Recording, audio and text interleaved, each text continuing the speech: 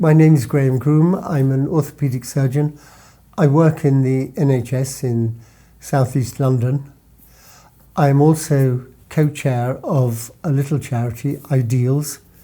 I've been an orthopaedic surgeon for more than 30 years. I was formerly in the army, and I have been involved in the care of the wounded from many conflicts and natural disasters. Gaza is a place of perpetual conflict. We have been working in Gaza since 2009. I have personally been 40 or 50 times.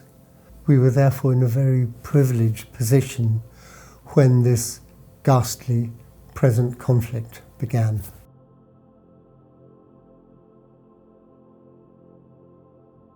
While absolutely nobody else has been allowed to get in, we have been able to enter Gaza. Ideals, supported by IslamicHelp, have become an emergency medical team of WHO. The United Nations, on our behalf, arranges what we call deconfliction.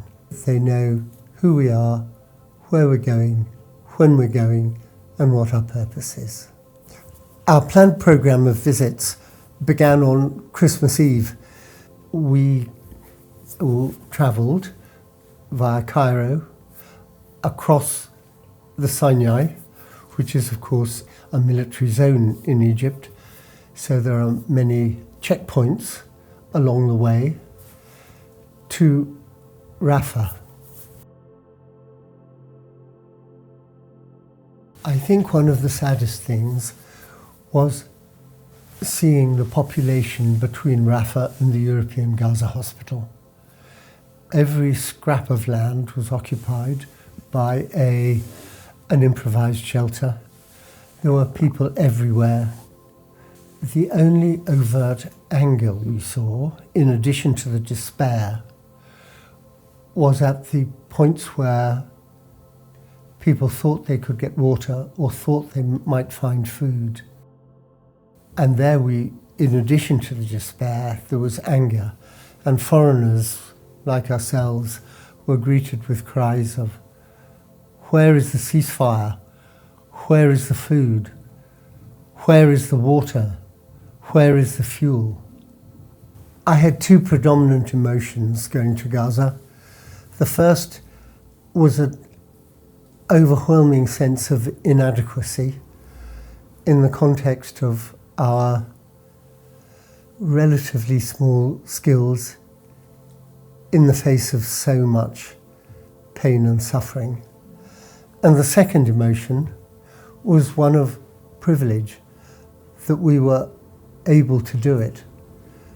It is an enormous privilege to go to the help of good people in times of terrible trouble.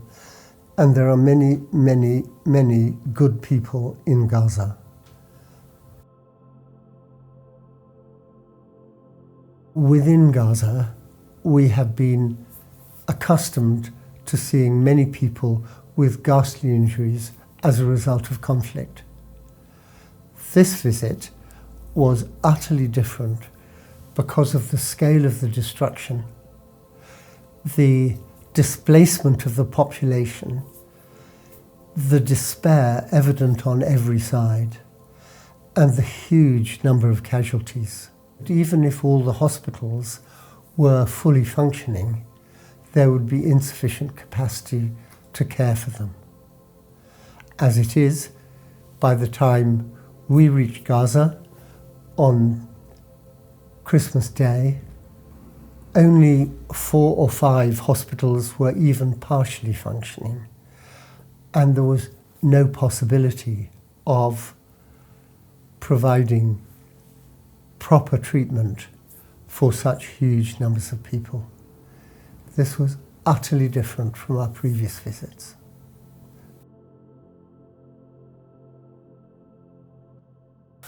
We had the advantage when we arrived at European Gaza that the hospital was familiar.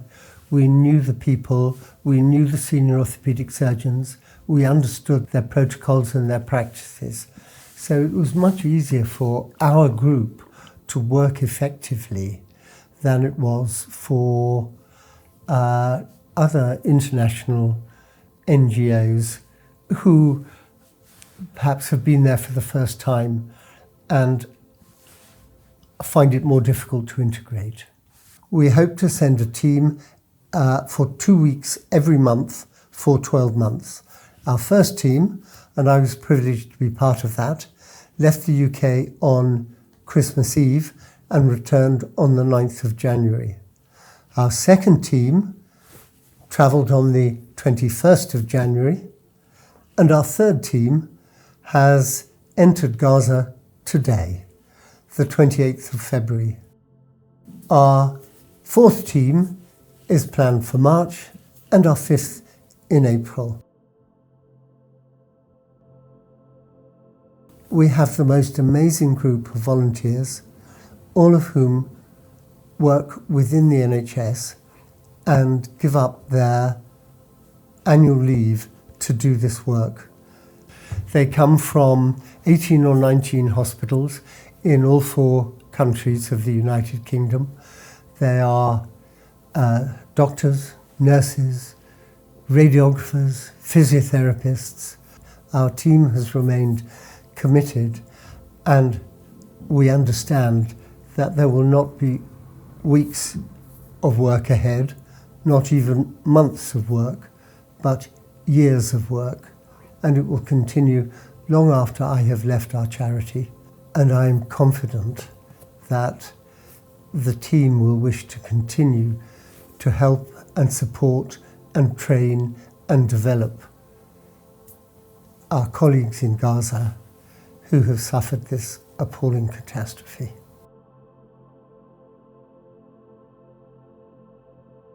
As far as the issue of equipment generally is concerned, there are many obstacles along the way, but we have been able to carry consumables, by which I mean gowns and drapes and dressings and vacuum foam dressings and some materials for the treatment of the wounds in additional suitcases with us.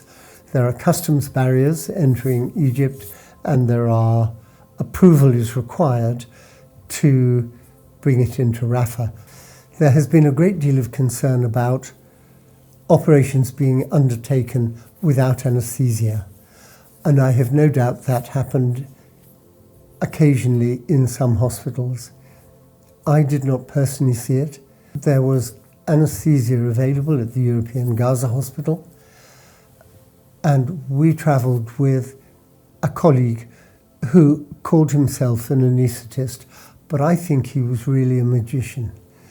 He did the most extraordinary things with very limited facilities. Anaesthetic drugs were available while we were there, and there are separate rules for drugs as compared with equipment. So the situation is slightly complicated, but we're working on all areas of resupply.